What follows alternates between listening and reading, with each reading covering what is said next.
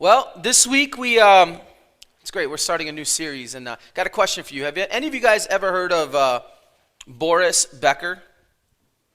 Anybody? Boris Becker? Hey, there you go. My husband told me I cheated. Is it tennis though? I don't know. Yeah, it is tennis.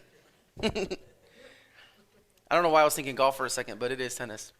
So Boris Becker, he became the youngest Wimbledon tennis champion at age 17. Age 17. He then went to win 5 more championships and has made the most money out of any tennis player ever. But right in the middle of this huge success, he is quoted as saying, "I had won Wimbledon twice before, once as the youngest player. I was rich.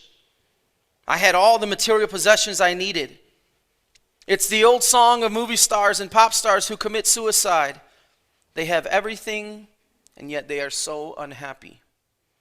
I had no inner peace. I was a puppet on a string." And do you know what Becker did in the midst of all this pain and emptiness? He ended up having an affair on his wife, lost most of his money on failed business ventures, and just recently was declared bankrupt, as well as now having divorced from his second wife. And the question is, how could someone with so much success, who literally had everything, feel so empty? And so this morning we're starting a brand new series, and we're going to explore the different parts of the faith that are broken, different parts of our faith that are broken. Areas of our faith that seem like they're missing something. We want to take those areas and see what Jesus has to say about them. We're going to be looking at the book of John for the next couple of weeks. And John is a very distinct book about Jesus' life. And unlike many of the books in the Bible, this book is straightforward about its goal.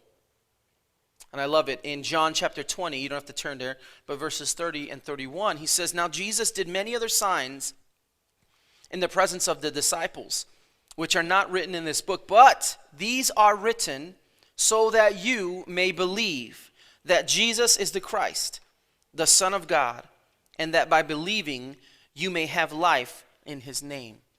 So the name of this series is called Believe, Awaken Your Faith. And that's what we're going to be talking about over the next couple of weeks. And so we have invite cards. I want to invite you to stick with us through this entire series. Make it a priority to be here on Sunday mornings and to hear from God's word through the book of John as we talk about believe, and invite somebody. Invite somebody. There is somebody, especially as we're ramping up to Easter, you need to be able to invite people. In fact, I have one big announcement that we need to, I forgot to mention earlier, but this is a perfect time. Easter's like in 6 or 8 weeks or something like that. It's coming up pretty quick, April 21st. And we are going to do something to reach out to people in our community. Is anybody for that? Yeah? Okay, that was not convincing at all. So I'm going to do that one more time, all right? Is anybody for that? We have the rest of these chairs in the back. We have a whole full set of these kind of like salmon colored chairs that are in the next room in the old sanctuary. I want to be able to use every single chair on Easter Sunday. Why? And it's not just for a nice picture to say that, oh, New Life Homer Glenn's doing something. It's because that's how many people are going to be able to hear a gospel message. And they may not come to church any other time except Christmas and Easter. So this is the time. And they're not going to come here because of a postcard or because of some flyer. They're going to come when you invite them. They're going to come when you make the effort to say, hey, my church, why don't you come? We're going to have a great Easter service. We'd love for you to come. We're not going to outsource our priority for the gospel to something else, to some marketing plan. We are the market plan. Right? We share it. So we have these invite cards to make it real easy for you. There are 3x3. Hey, we're starting a new series this week. I'd love for you to come to my church and be a part of it. We're going through the book of John about believe, and invite somebody. Look at the empty seats that you see around you. Those could be filled with people that you know. And so, because we want to do something for Easter, I've invited Candace Lopez to help us. She's kind of an outreach director, so to speak, all right? So I'm really excited about that. Come on. And so Immediately after this service, we're going to have a meeting right here. If you want to be a part of Easter and the outreach and the setup team or maybe the go teams or whatever we're going to be doing, and you want to find out more information about what that is, then I want to invite you to stick around after service and we're going to talk about it right here. All right? But Easter is a big time and we want to be prepared. We're not going to sit here and do nothing. We're going to do something. We have some great ideas, and so I'm really excited about going to that place. All right, sorry, side tangent there. But the big idea as we talk about believe, opening up this series, is we are empty until we fill our lives with Jesus. We are empty until we fill our lives with Jesus. And so the question that I'm going to ask throughout this series is, can Jesus fulfill and heal those areas of our faith that are broken? Can these stories do what they say they are supposed to do? Can they show us what it means to believe and have life? John says, these are written so that you will what? Believe. So what that tells me is that reading these stories and understanding them is supposed to, the byproduct, the finished product, the result is supposed to be me believing. But what about when you got a thing against organized religion? What about when you've seen churches in Chicago really take a hit because of failed leadership? What about when that pastor who mismanaged the money and the church went down? What about when the leader was accused of something, the youth leader or somebody, and you've lost respect for the church? It can make it a little difficult, right? And Chicago's definitely taken a hit in these last couple years. So this is really important to me. Can Jesus fulfill and heal the broken areas of our faith? Can these stories do what they say they're supposed to do? And so I want to look at a story today that has everything to do with that question. A story where we address the emptiness in the midst of a world, of everything that the world has to offer. Because many of us are just like Boris Becker. It seems like we have everything. Maybe you don't feel that way, but trust me, you have a lot more than you think. But we're just as empty. Feeling like we've been told one thing about faith, but what we experience is something completely different. Something empty. That's why I really make an emphasis, like during our worship, to make sure that your mind is fully present. Because if you just get lost in fluffy emotions, those are going to pass. And that isn't that isn't what the Spirit of God does, is just make you feel good during music. And that's not what worship is. And so for our mind to be present, understand what you're doing right now is worship. Let it be worship coming from you, but that's your choice. I can't force you. I can invite you. But I put a large emphasis on that, on your responsibility for what you do before God, because that is who is responsible. You are. And because I love you, I'll be willing to tell you the truth that I cannot help you. And I cannot do it for you. And it doesn't count when I raise my hands. You don't get to kind of like take that as part of your worship. Right?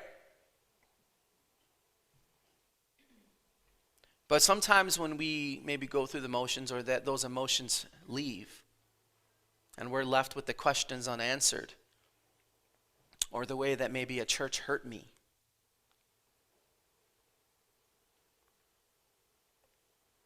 and then we become calloused. And we don't want to trust, and we don't want to try again. Sometimes we're feeling like we're told one thing about faith, but what we end up experiencing is something completely different, something empty. So this morning, if you would turn in your Bibles to John chapter 2, Matthew, Mark, Luke, John, 4th chapter in the New Testament. And this is, I love this story. When I read this story, I kind of think like Jesus had a Hispanic mom. I'll tell you why in a little bit.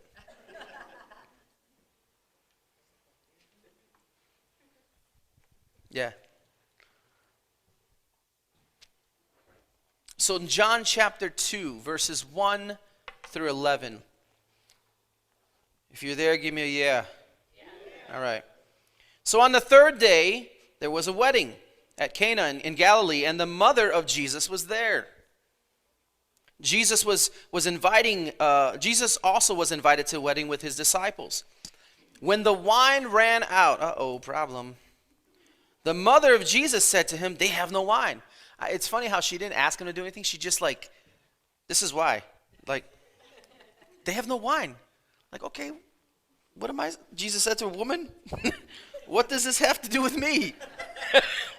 Right? Doesn't it sound like kind of a Hispanic conversation here? And he goes, "My hour has not yet come."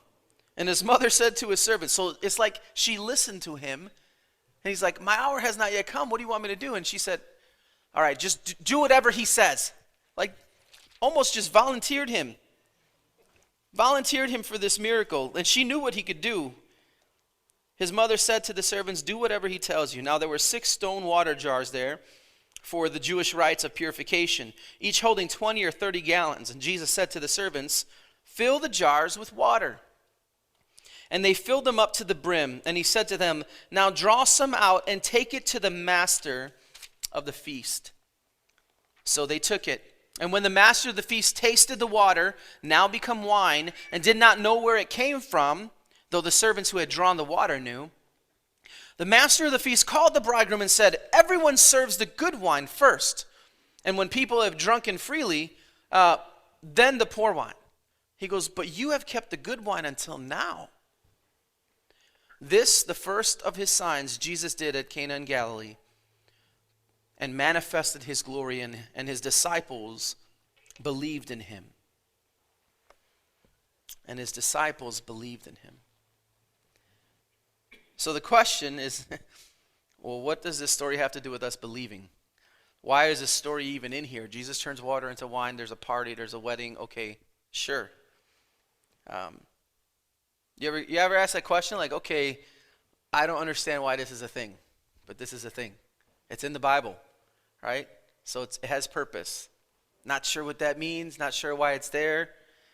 Well, I actually think that this has relevance for us today. The fact that the author told the story is written in order that we might believe. So how does this story help us believe? You got to remember, John's writing this story about 50 years after the event took place. He had a lot of time to contemplate and think through why this happened. And I do believe that this story parallels our lives today. So let me lead you through the process. And there's 3 things that, as I've read through this story and I think about how we could apply this to our lives today. And the first one is this: we are filled with things that run out. We are filled with things that run out. Just like the wedding in Cana, the wine doesn't last forever. It ran out eventually. And I think about it, it's a wedding, right? There was a wedding planner, I'm sure, that said, okay, this many people coming, this is how much wine we have. Yeah, we should be good. And just like most wedding coordinators, they were wrong, right?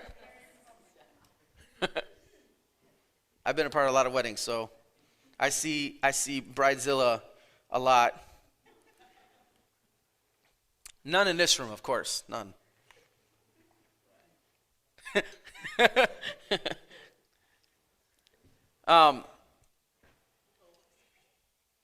And so, unfortunately, there's not, but that's how we live our lives, you know. You know what, God? I got everything I need. I'm really enjoying this. I love my job.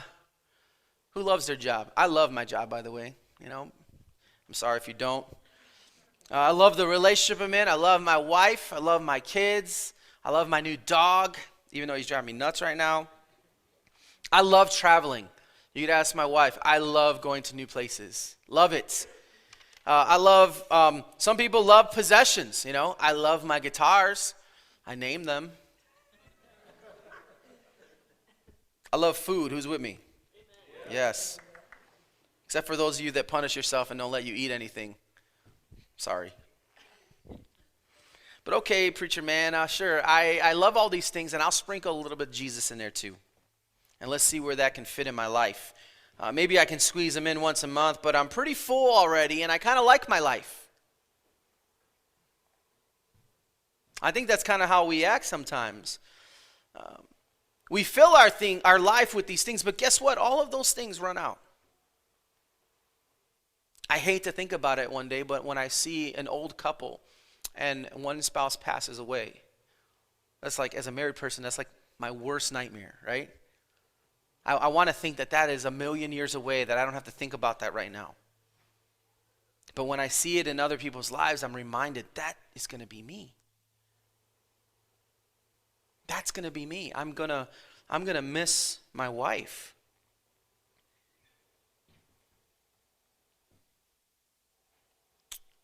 It's just like that wedding wine,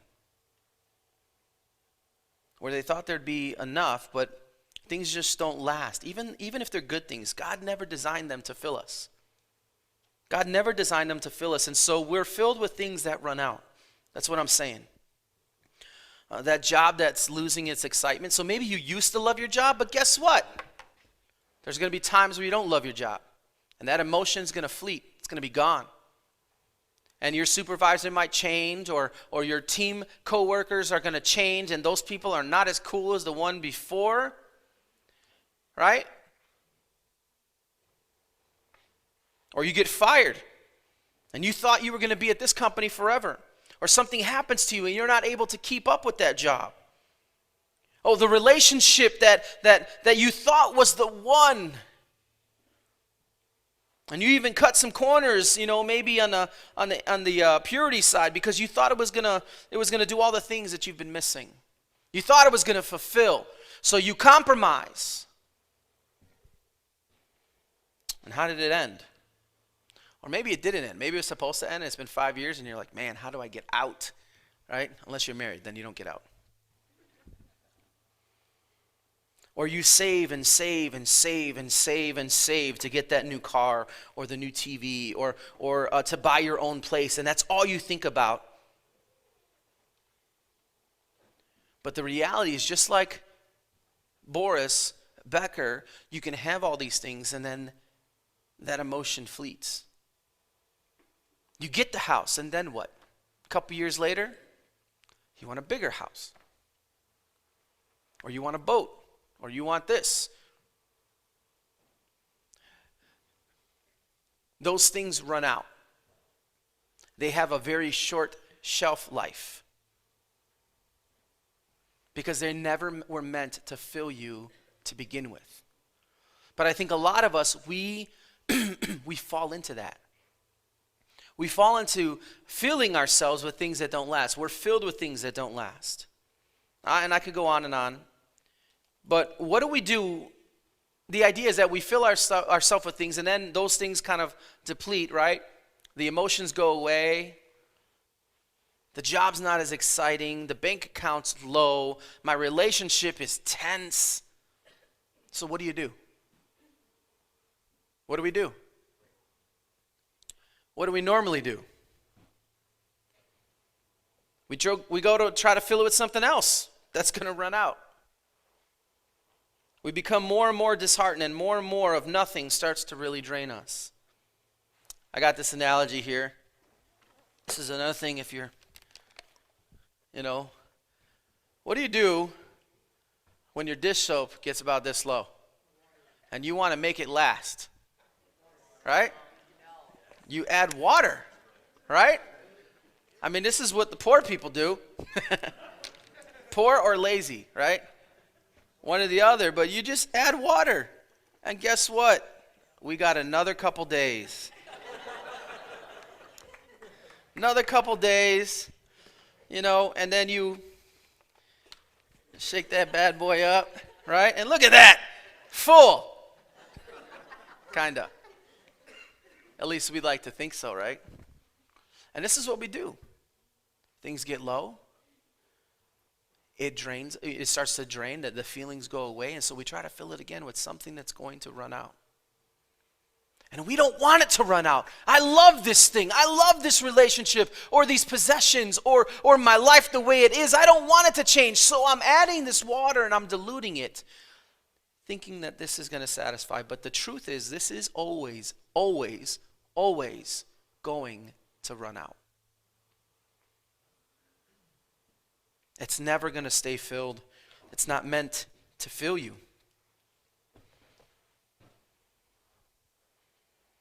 It's like there's a little bit of wine left in our jars, and so when Jesus turned these jars of water into wine, we have just a little bit of wine left, and so we want to keep adding water to dilute it.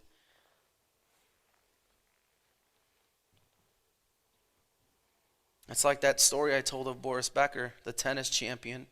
He said that he became suicidal after winning 2 championships, being the youngest, most successful tennis player of all time, and he's suicidal because the happiness he got from it had run out.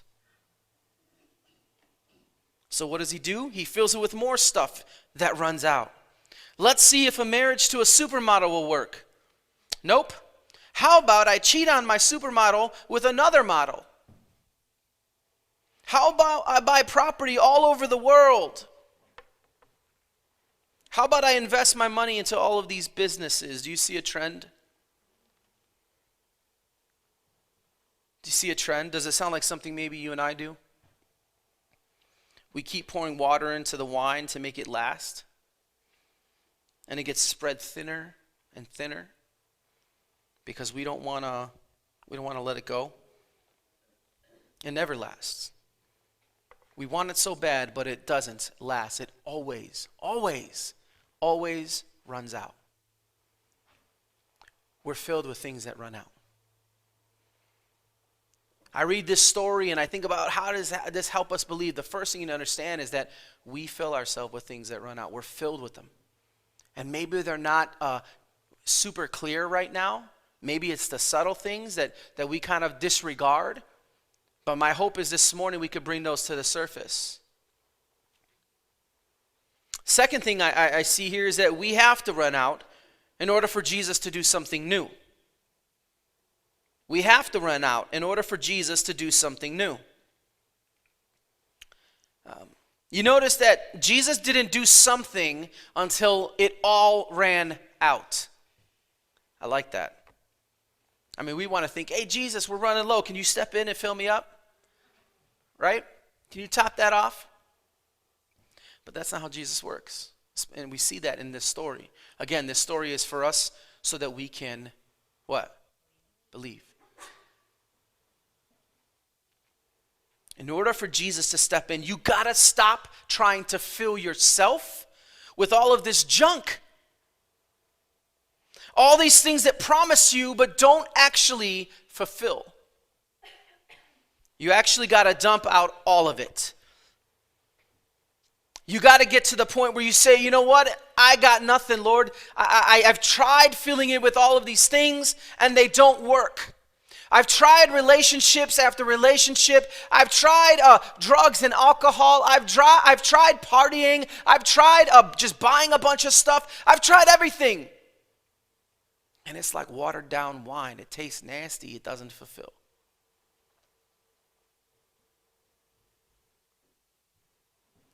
The truth is, Jesus can't do anything until all of it's out. See, he waits until it's all out. I said it before when dealing with people who are kind of hitting rock bottom. I said sometimes they have to learn that rock bottom has a basement.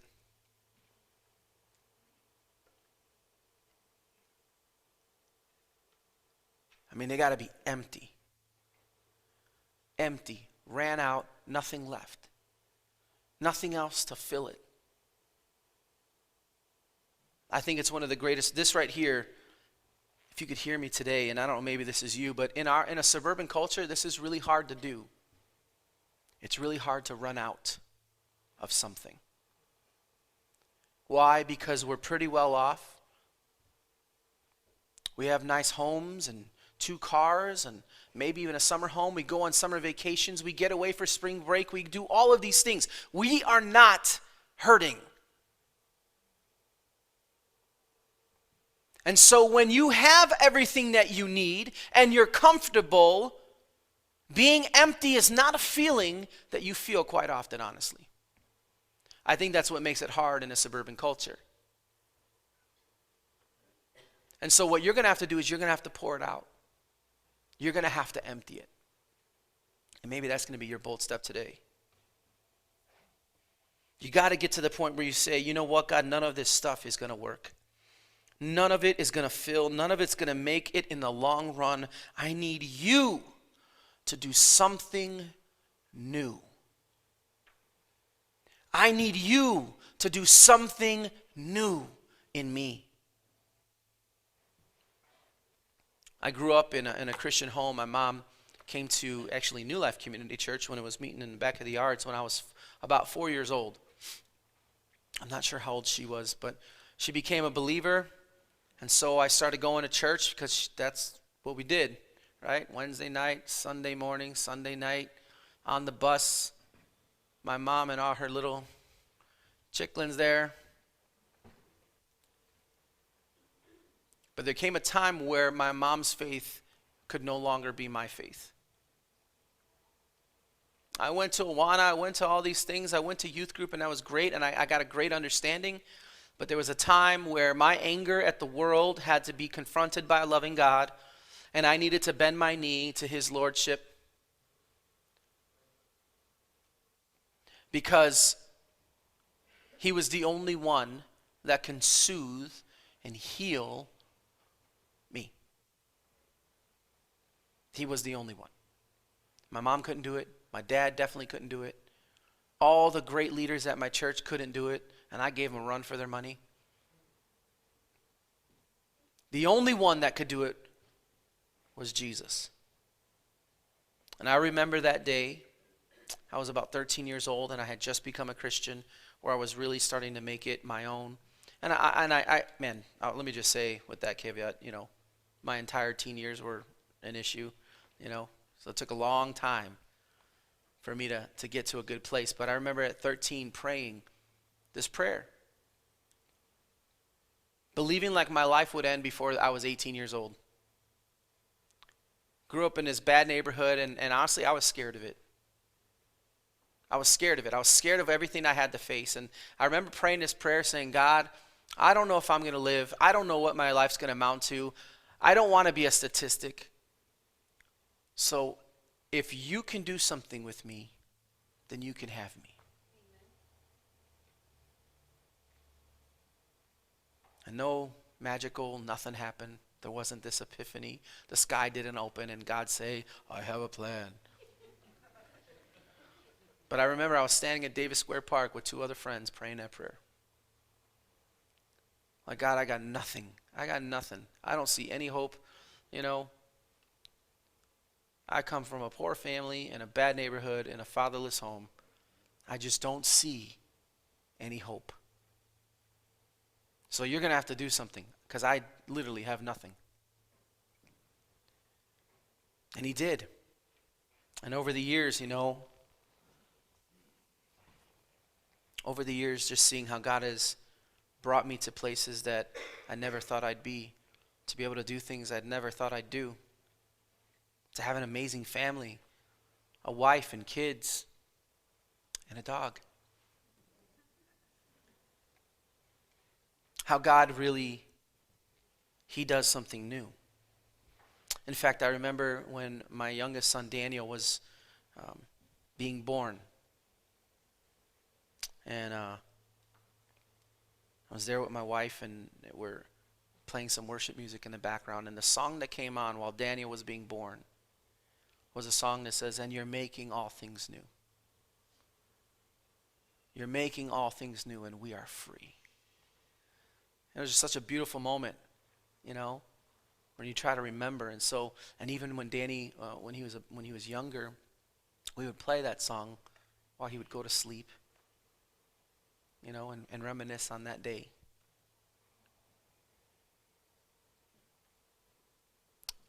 God's doing a new thing, but he can't do a new thing if you're filled with things that don't last. He can't do something new in you if there's old junk in you. Does that make sense? It makes logical sense, but sometimes in our everyday life, we don't see the things that we fill ourselves with as old junk. We see that as life. We may even see it as necessity. Some of us, I'll just be quite honest, we fill our lives with hours on the job instead of quality hours with our family. And we say it's a necessity. Well, I'm doing this for my family. Can I just say that's a bunch of crap? Being with your family is for your family. Sitting at the dinner table, eating dinner with them, that's how you're with your family. Not padding your pocket or your bank account with a few extra dollars so they can go somewhere that you can't be because you got to be at work.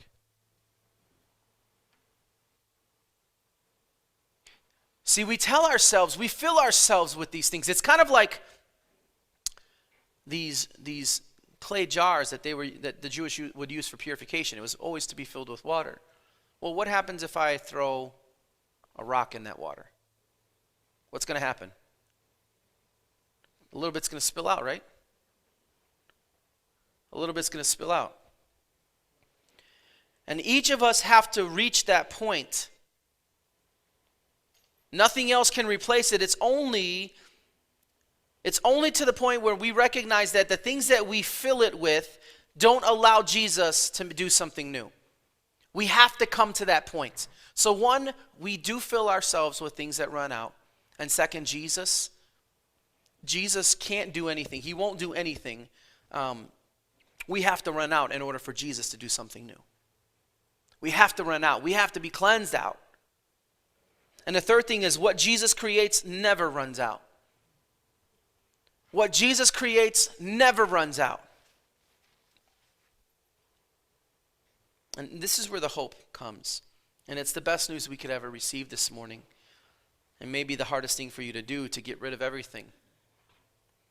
But when we do, when we get rid of everything, when we get rid of these things that we've been using to fill us, when we get rid of those things, I'm not saying quit your job and say, oh, well, this was trying to fill me. No, I'm saying that. But if your job, honestly, if your job is your identity, well, you have some issues there. And if everything goes well at your job, then you feel good about yourself. And if everything goes bad at your job, then you feel bad about yourself. Then that's a tall tale sign that you are really believing that job identifies you. But when we can remove all these things inside of us, God puts something so much better inside of us. It's a wine that never runs out. This is something that always fulfills, always does good on its promises. That's what God does. And it's like the MC sitting at the table, right? At this wedding, who says, whoa. Most of the time, you do the good wine, the good wine first, and then when everybody's kind of had a little bit of a couple in them, then you switch it to the bad wine so you can save the good wine for another day. He goes, but you waited to give the good wine last. Why did you wait so long to bring this out? And I love it. Jesus created this from water. Water. Also something he created. But like I was saying earlier, let's say I had a big jar here, okay, and we filled it with water to the brim. And then I took some stones, like some round stones, you can get at Home Depot. And I put one in. I dropped it to the bottom. Well, a little bit would splash out, right? Well, what if I filled the entire canister with rocks? What would happen to that water that was in there? The rocks literally will push that water out. So what Jesus can put in you, what he can fill you with, you can actually expel. Now, what if you ever gone to like a drive-thru or bought a soda and they fill that thing with so much ice, right? and you paid whatever $3 for a Coke and you really only got like this much Coke? I always tell them when they ask me you want ice, I'm like, no, there's enough water in what you're giving me. You know? But it's just like that. If the canister, the jar is filled with rocks, things that we are trying to fill our lives with that don't really satisfy, then Jesus can't put anything in it. And what he could put in it is going to be very, very shallow compared to what he could give you. And you won't experience it to the full because you're too busy believing that it's on you to make sure that you're good.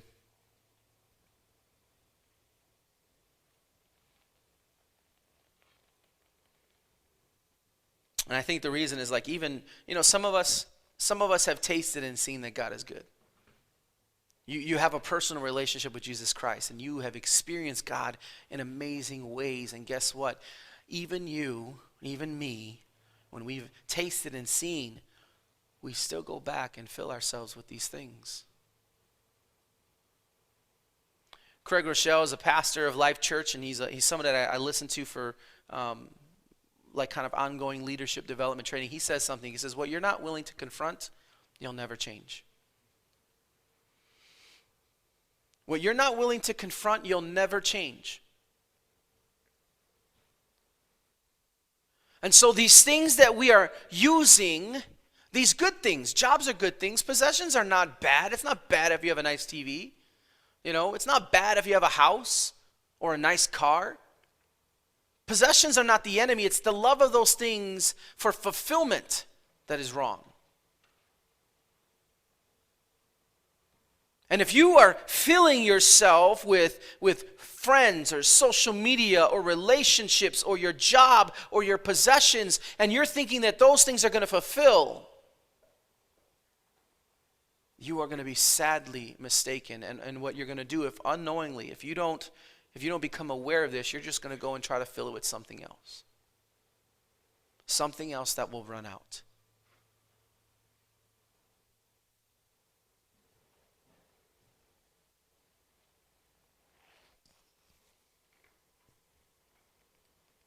And so there's a couple of people here this morning. I'm going to go ahead and invite the worship team to come back up here.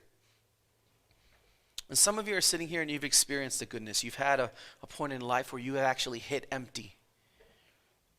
You've been filled with Jesus who never runs out, who is so much better than anything you've ever experienced.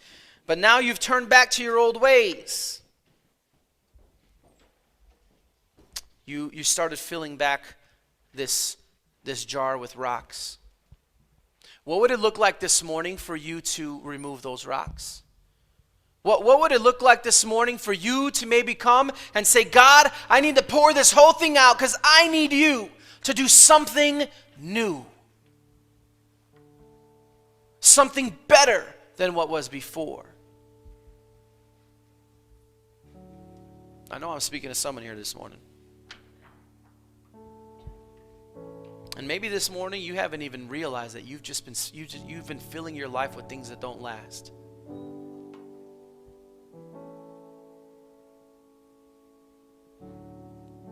So two type of people. One, you've never tasted and seen that Jesus is good. You have no idea what I'm talking about, but you now know that, yeah, you know what? I am not satisfied. And you know what? Yeah, I have been filling my life with these things that run out and leave me empty. Well, man, this morning I would love to introduce you to the man named Jesus. When he fills you, when he creates something new, it never runs out. You never are left unsatisfied. And then the other person this morning, you have experienced God. You maybe been walking with the Lord for a long time, but you too are feeling empty. You too are feeling like uncontent, discontent. And maybe, just maybe, the reason is because you've been going back to some old ways. You're running to the food or to the alcohol or to the TV or to the relationship or to the work schedule instead of running to Jesus.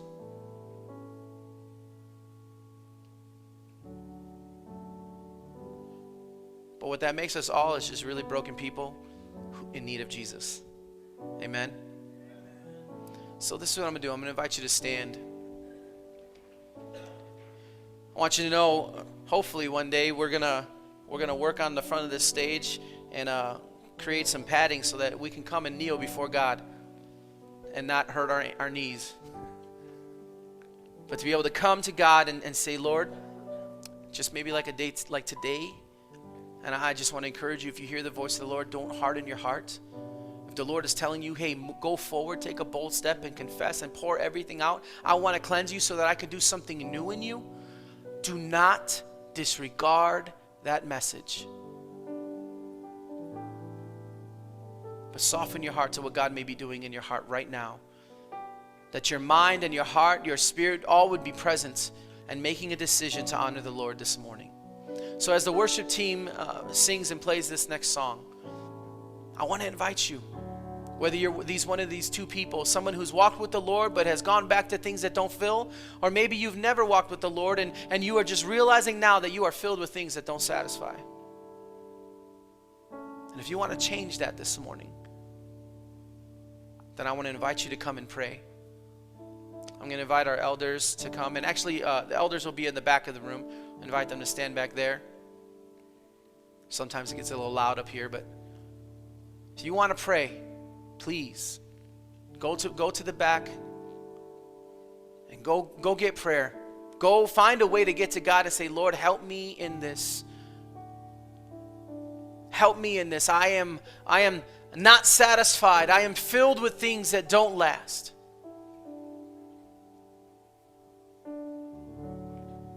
Amen. Amen. Let's sing.